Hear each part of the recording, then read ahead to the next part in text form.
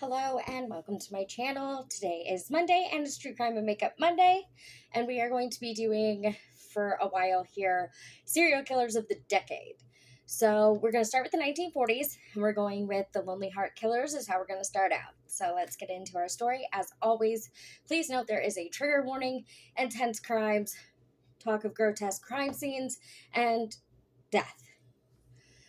Raymond Martinez Fernandez and Martha Jewel Beck were an American serial killer couple. They were convicted of one murder, are known to have committed two more, and were suspected of having killed up to 20 victims during a spree between 1947 and 1949. After their arrest and trial for serial murder in 1949, Fernandez and Beck became known as the Lonely Hearts Killers for meeting their unsuspecting victims through personal ads posted in newspaper Lonely Hearts columns.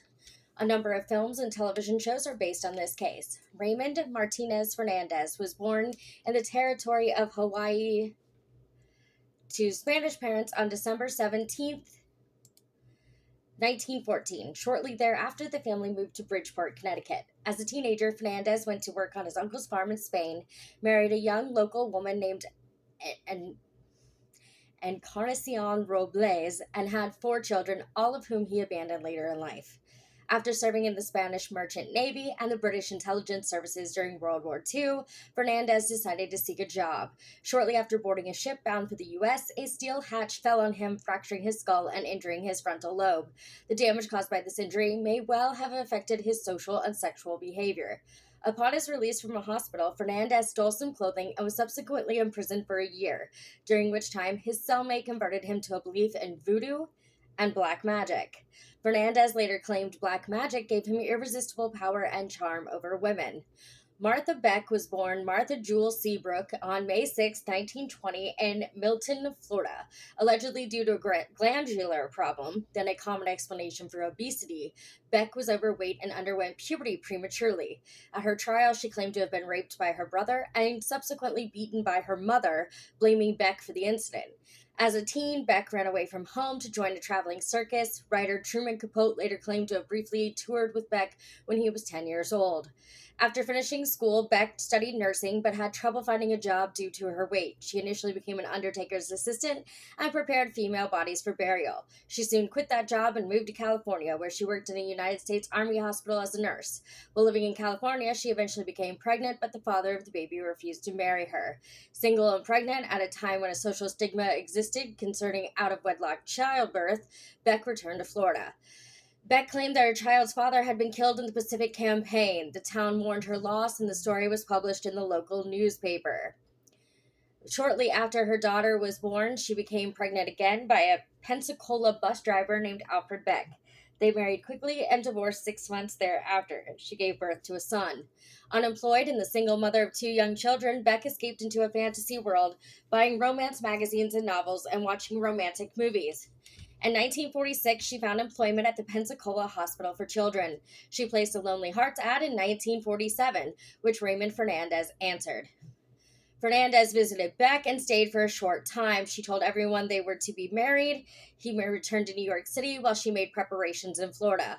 When she was abruptly fired from her job, Beck packed her belongings and arrived on Fernandez's doorstep in New York. Fernandez enjoyed the way she catered to his every whim, and when he learned she had left her children for him, he thought it was a sign of an unconditional love. He confessed his criminal enterprises to Beck, who quickly sent her children to the Salvation Army in order to devote herself to Fernandez without any distractions. Mother of the Year here. Beck posed as Fernandez's sister, giving him an air of respectability. Their victims, feeling more secure knowing there was another woman in the house, often agreed to stay with the pair. Beck also convinced some victims that she lived alone and that her brother was only a guest. She was extremely jealous and went to great lengths to make sure Fernandez and his intended never consummated their relationship. When he did have sex with a woman, Beck subjected both to her violent temper. In 1949, the pair committed the three murders for which they later were convicted. Janet Fay, 66, became engaged to Fernandez and went to stay at his Long Island apartment. When Beck caught her in bed with Fernandez, she brutally struck Fay's head with a hammer in a murderous rage. Fernandez then strangled Fay. Her family became suspicious when she disappeared, and Fernandez and Beck fled. Beck and Fernandez traveled to Byron Center Road in Wyoming Township, Michigan, a suburb of Grand Rapids, where they met and stayed with Delphine Downing, a 28-year-old widow with a 2-year-old daughter.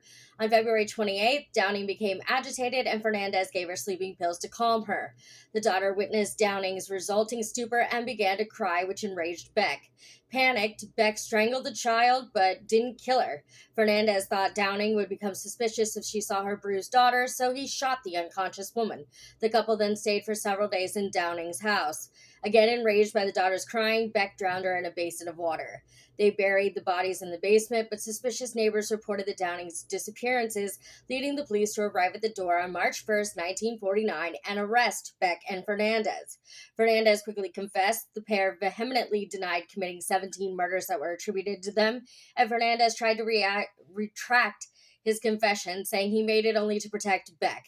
They were extradited to New York, which still instituted the death penalty. Faye's murder was the only one for which the couple were tried, and they were both sentenced to death. They were executed at Sing Sing Prison on March 8th, 1951.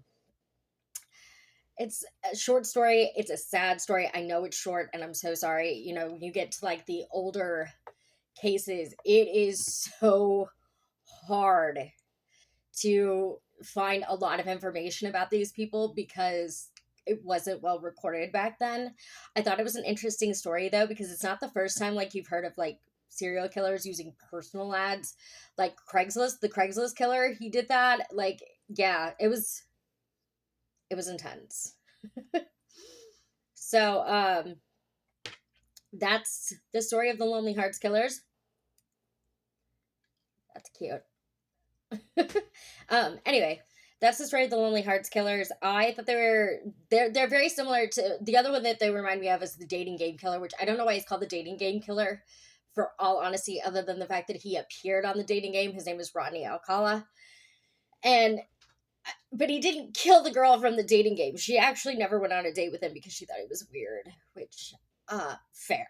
And like good for you, because you probably would have been murdered.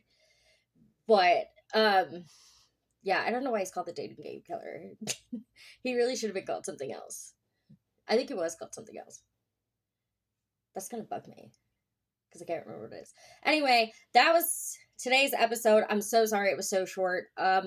Hopefully getting into like the later years, the 50s, 60s, 70s, I will be able to come up with like a longer segment. It's going to be hard with the 70s because I've already done Ted Bundy and Gacy and Dahmer and Richard Ramirez. So I'm going to have to find something. I'm going to have to find something for the 70s. If you got any ideas, drop them in the comments below and let me know. But yeah, that's it. Have a wonderful day, guys. Please don't do anything I wouldn't do. Be cautiously kind to others and make good choices.